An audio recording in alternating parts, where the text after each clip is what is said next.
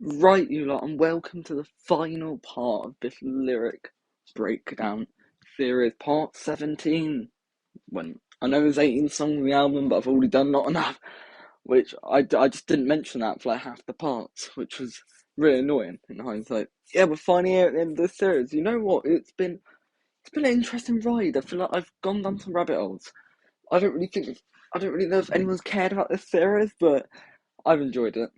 I've also started like going through the album and putting them all on Genius as well and adding some annotations. So these are like the bit more long form versions. My answer's a bit better in here, but they're slowly going on Genius as well. But it does take forever to do them. So yeah, at the time I've recorded about five of the songs, but I've bulk recorded pretty much most of these. So by the time this one's finally out, probably late September, early October, I might have had the whole sort of series done. So yeah, it's time for Finally Thriving. Now, Finally Thriving was an idea that I actually came up with late because, as I've kind of explained, I had an original version of the album which was called Appreciate the Little Things, which was pretty similar to this one but had a song that didn't make the final cut, and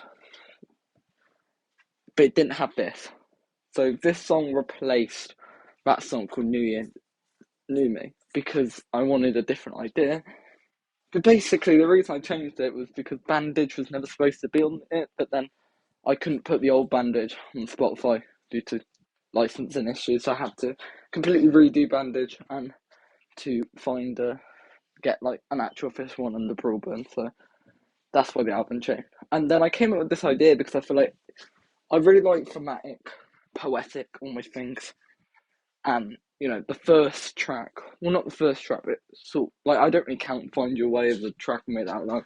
The first like kind of new track from Made It Out Alive was Almost Fallen, and I thought to end this record with another version of Almost Fallen. It kind of made sense. It showed the progression, and it was an obvious thing for me to do. Um,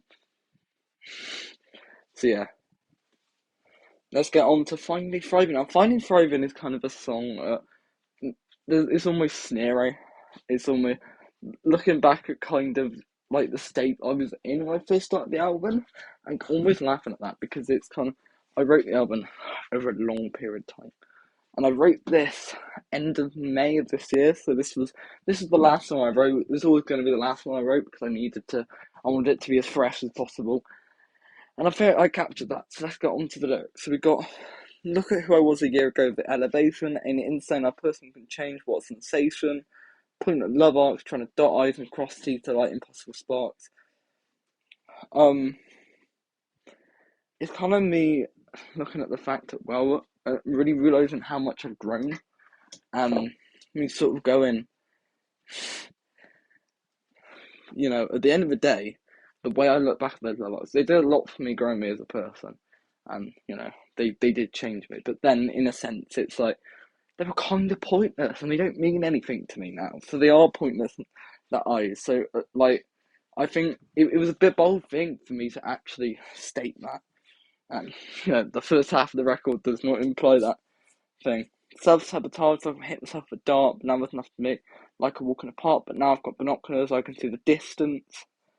That's kind of the self-sabotage is like I felt I was literally like me being on have this of like obsession and letting this kind of love ruin me.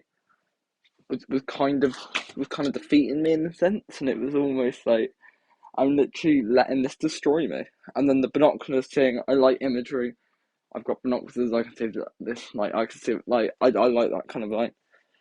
Probably one of the better metaphors I've done. Um, all this suicide shit can be deflating, but once we saw now my feet's raging, I know what I have to do, what I have to be. The hill's kind of journey. Quit act like I'm about to bleed. So to achieve.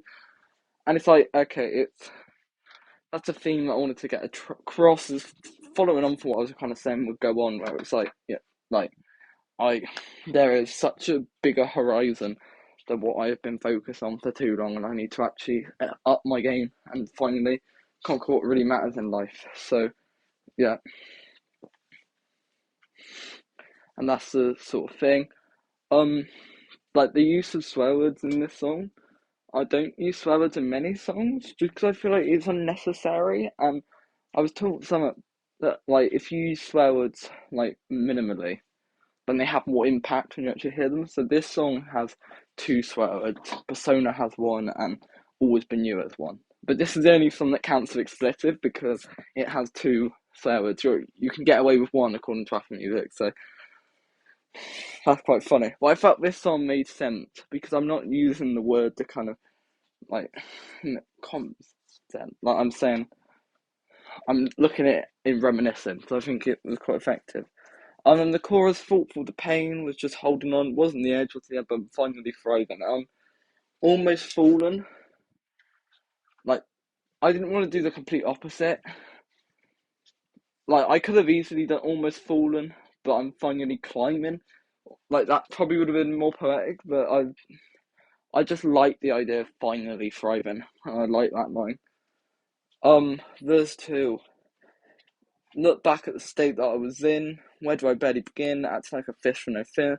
I was so obsessed with love it make me drown. Get the red nose, I'm a clown. I'm a teen pro. So, there had to be a clown bar, and I wrote this when like the clown line was popular.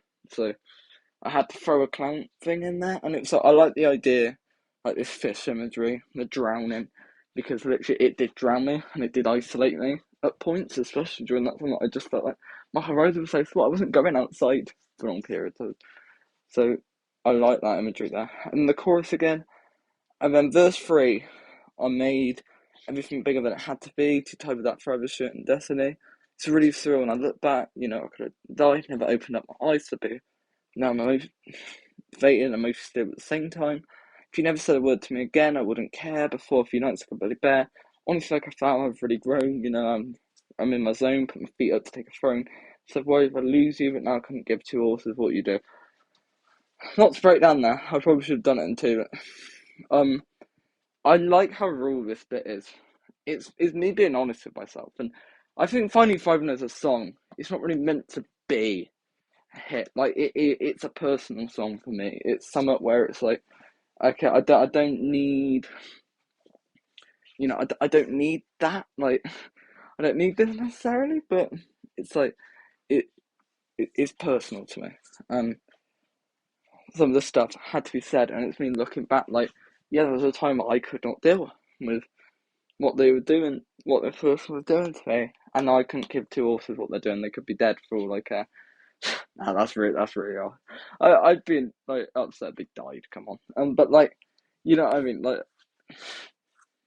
it doesn't affect me now, and I think this was a kind of full 180 moment, and it's like the um waves were written at the end. I'm like, no, understand how I really need you, and here it's like I couldn't give two horses what you do. It's like it's progression.